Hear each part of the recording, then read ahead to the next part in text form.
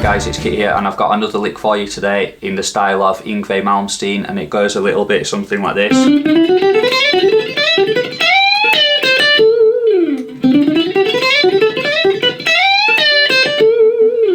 So this lick reflects more of the bluesy side of his playing, and it uses an A blues scale combined with a Dorian mode, and it starts off on the 5th fret of the G, 5, 7, 8.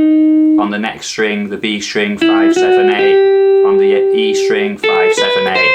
So that's the start. Then when you get to the 8th fret on the high E, slide up to the 10th fret, and then you go back to the 7th fret on the B with your first finger, and you play 7, 8, 10. Then you do the same thing on the high E string, 7, 8, 10.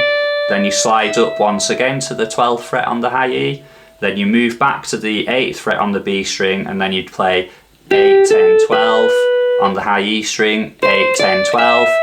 Then finally, you do a 3 fret slide up to the 15th fret on the high E string, and once you've done the slide, then you start to bend the string up a tone.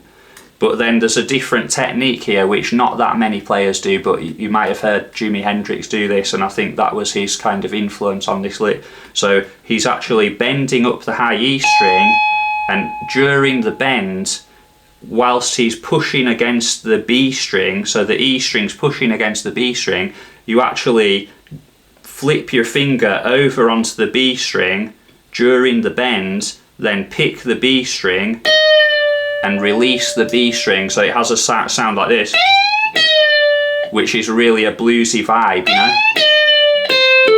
And then he finishes it off with the 13th fret on the B string and the 14th fret on the G. So see if you can get into this, really like a bluesy technique. So you're bending the high E string, but during the bend, jumping across onto the next string, the B string, and then picking the B string and releasing the bend.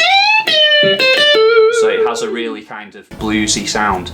So have fun with that lick, and I'll see you in the next video.